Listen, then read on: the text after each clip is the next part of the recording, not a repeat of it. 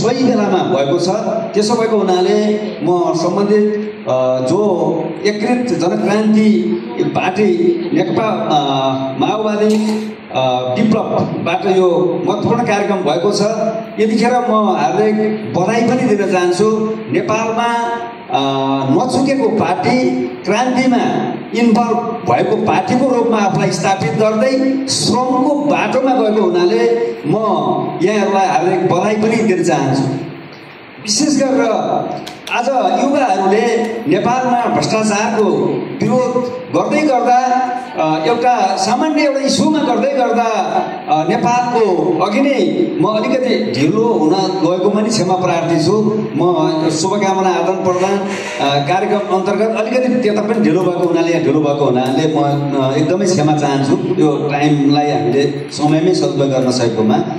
विशेष गरेर नेपालमा एउटा युवा शक्तिले भ्रष्टाचारको विरोध गर्दै गर्दा र सामाजिक सञ्जालको प्रतिबन्धलाई खुलासा गर्न खोज्दाखेरि नेपालको सरकार हल्लियो, भाग्नुपर्ने स्थिति बन्यो, जुन किसिमको ज्यादती भयो त्यसप्रति नेपाल सरकारले राम्रो गरेन भनेर सर्वत्र सबैलाई थाहा भएको कुराहरू र यसले गर्दा राम्रा इमान्दार मैले हाम्रो केन्द्रीय नेता कमरेडले अत्यन्त सारगर्भित र महत्त्वपूर्ण कुरा राख्नुभयो। वास्तवमा भन्ने भने नेपाली काङ्ग्रेसमा पनि हाम्रा धर्मदायीहरू जस्ता, माओवादीमा पनि कयौँ राम्रा नेताहरू, एमालेमा पनि कयौँ राम्रा होला। म के भन्न चाहन्छु भने सबैको साख गलेको छ। वास्तवमा लोकतन्त्रको कुरा गर्दै गर्दा यो संविधान विपरीत अहिले जुन सरकार बनेको छ त्यो लोकतन्त्रको एउटा झलक दिने किसिमको छैन।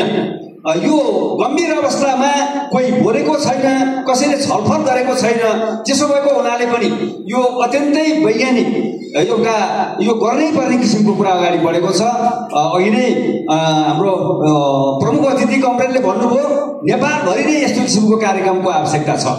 किनभने आज परिवर्तनको नाउँमा यो अलोकतान्त्रिक कुरा पनि सही हुँदैन, योभन्दा थप ज्यादतीका कुराहरू पनि सही हुँदैन। नेपाली जनताले दुःख गरेर बलिदान गरेर लिएर आएको गणतन्त्र र यो गणतन्त्रलाई पनि संस्थापन गर्न नपाउँदै यो गणतन्त्र पनि ढल्यो भने यहाँ झन् बढी व्यथिति, झन् बढी चाहिँ कुसंस्कार हाबी हुन जान्छ। त्यसो भएको हुनाले राम्रो र रचनात्मक किसिमका कुराहरूलाई समर्थन गर्दै अहिले पनि एक किसिमका नकारात्मक र नराम्रो कुराको विरोध गर्नलाई पछाडि हट्नु हुँदैन। र जेजी पुस्ताले गरेको आन्दोलन एकदम क्रिएटिभ थियो, त्यो राम्रो थियो। तर दोस्रो दिन जुन किसिमको हरेक ठाउँमा आगजनी भयो, जुन कसैका घरहरू जले, नेपाल राष्ट्रका सम्पत्तिहरू समाप्त भए, त्यो घुसपेटबाट नै भएको छ र त्यो नेपालको हित विपरीत चाहने तत्त्वहरूले नै गरेको छ। त्यो गर्न सक्ने किसिमको विश्वमा चलखेल गर्ने किसिमका गतिविधिहरू भनेको कि भारतीय रले गर्छ भने कि अमेरिकाले गर्छ। किनभने यो विश्वमा नै साम्राज्यवाद हाबी छ। त्यसो भएको हुनाले झन् डरलाग्दो परिस्थिति सिर्जना हुन सक्ने अवस्थातिर हामी नेपालीहरूले सोच्नुपर्छ। र आजको आवश्यकता, हिजो मलाई लाग्छ नेपाली काङ्ग्रेसको बिपीले पनि समाजवाद भन्नुहुन्थ्यो र आज यहाँनिर आउँदा समाजवादको प्रयोग भएको छैन। समाजवाद उन्मुख भनेर संविधानमा लेखियो मात्रै, त्यसको स्टार्टिङ भयो। र आज वैज्ञानिक समाजवादको नारा लिएर जुन कमरेडहरू अगाडि बढ्नु भएको छ, वास्तवमा मलाई लाग्छ त्यो बाटो नै अबको सही बाटो हुन सक्छ। त्यसो भएको हुनाले यो राम्रो र नेपाललाई बनाउने श्रमबाट हाम्रो देशलाई अगाडि बढाउन सकिने किसिमको जुन प्रकारले यो रचनात्मक गति लिएको छ, हामीले चाइनालाई हेर्दै गर्दाखेरि चाइना ठुलो एउटा भूगोल अनि जनसङ्ख्या धेरै, त्यो जनसङ्ख्यालाई परिचालित र त्यो भूगोललाई परिचालित गरेपछि चीन बनेको थियो। आज नेपालमा केही पनि नगर्ने, आकाशे खेती गर्ने, दलाली गर्ने, भ्रष्टाचारी गर्ने र त्यो मात्रै मौनाउँदै जाने कुराले श्रमजीवीहरू धेरै पछाडि परेको अवस्था छ।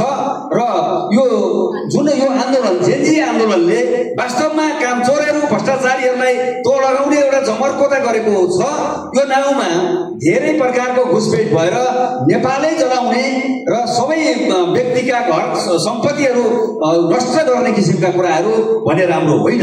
त्यसो भएको हुनाले सबै जाग्नुपर्छ, उठ्नुपर्छ, सही विश्लेषण गर्दै अब मुलुकलाई केही श्रमदान गर्दै आफूले पनि श्रम गर्ने एउटा भनौँ न एउटा चाहिँ जुन सुरुवात भएको छ यसलाई सबैले अनुसरण गर्नु जरुरत छ भन्दै म धेरै कुराहरू यहाँ आइसकेको छ।